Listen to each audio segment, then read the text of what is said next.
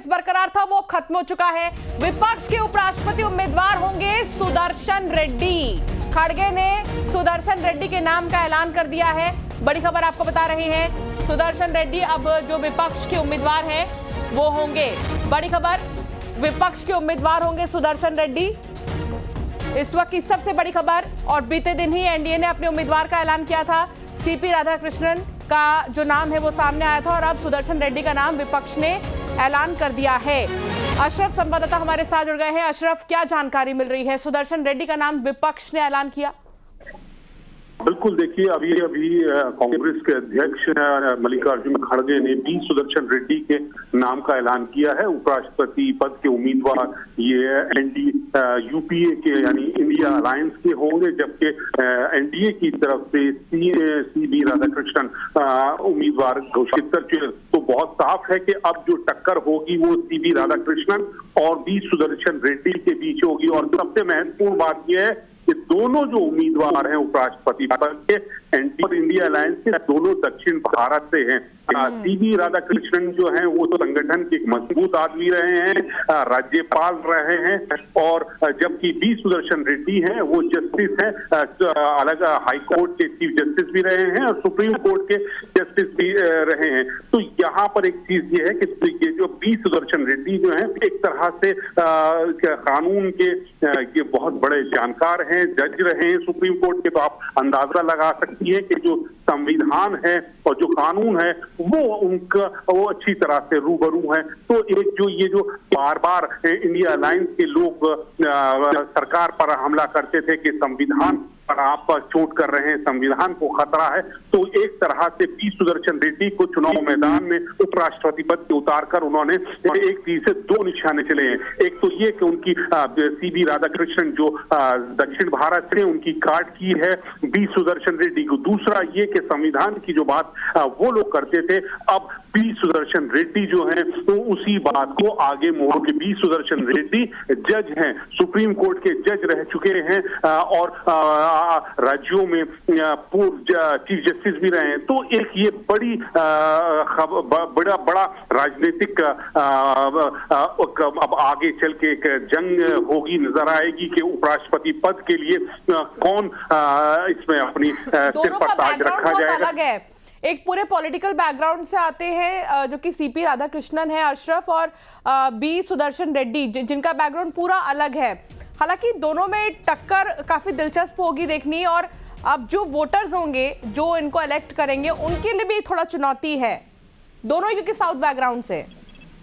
हाँ बिल्कुल, देखिए जैसे मैं आपको कह रहा था कि एक राजनीतिक रूप से बहुत मजबूत आदमी है, दूसरे संविधान के ज्ञाता है, वो बहुत मजबूत आदमी है। तो दो अलग अलग बैकग्राउंड से ये और उपराष्ट्रपति पद के दोनों घटक दलों के उम्मीदवार हैं, चाहे आप इंडिया अलायंस की बात कर लीजिए या एनडीए की तरफ से सीबी राधाकृष्णन एक मंझे हुए राजनीतिज्ञ हैं और संगठन से जुड़े रहे हैं, तो एक मजबूत आदमी है। और जबकि दूसरे बी सुदर्शन रेड्डी वो एक जज हैं, तो यानी उनको जो कानून की बारी है, कानून के जितने पहलू हैं वो उससे रूबरू हैं, बहुत अच्छी तरह से जानते हैं कानून के बारे में। और इसी वजह से शायद इंडिया अलायंस की जो अभी घटक दलों की बैठक मल्लिकार्जुन खड़गे के आवास में हुई है, तो उसमें इसी वजह से उनके बी सुदर्शन रेड्डी के नाम पर मोहर लगी है, क्योंकि वो संविधान के ज्ञाता हैं और राहुल गांधी समेत तमाम जो इंडिया अलायंस के घटक दल हैं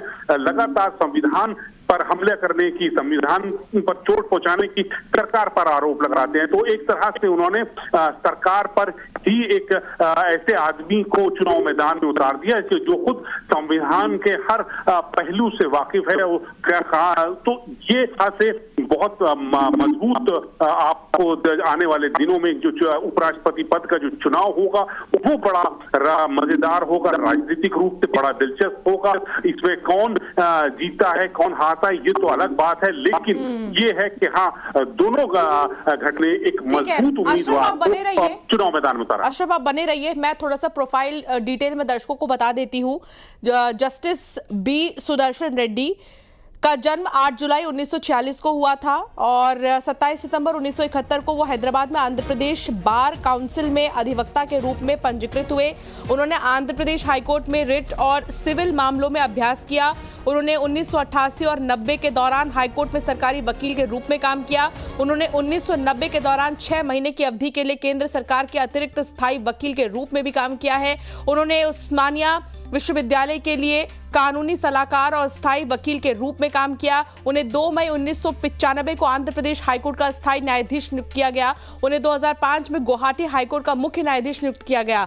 तो बैकग्राउंड क्या है ये तो आपने जान लिया सुदर्शन रेड्डी का। अशरफ हमारे साथ लगातार जुड़े हुए हैं। अशरफ, इस बार फोकस दोनों को ही देखें अगर तो दक्षिण पर बहुत ज्यादा किया जा रहा है। क्या मतलब इसके पीछे का बेस फैक्टर समझते हैं आप अशरफ? जरूर साझा कीजिए। देखिए, इंडिया अलायंस यानी जो कांग्रेस के घटक दल हैं उनका वहां पर मजबूत किला है और अब तक भाजपा जो है दक्षिण भारत के जो है ना मजबूती से अपनी पकड़ नहीं बना पाई। इसी वजह से भाजपा ने अपने उम्मीदवार को दक्षिण भारत से चुना था, सीवी राधाकृष्णन, जो तमिलनाडु से हैं और संगठन के एक मजबूत चेहरा है। और दक्षिण भारत की बात करें तो वहां पे भी एक मजबूत चेहरा है, जाने माने व्यक्ति हैं। संगठन को कैसे चलाना है वो अच्छी तरह से। अलायंस ने दक्षिण भारत से ही बी सुदर्शन रेड्डी को उम्मीदवार बनाया, जो आंध्र प्रदेश से के रहने वाले हैं, दक्षिण भारत से हैं और कानून के ज्ञाता हैं।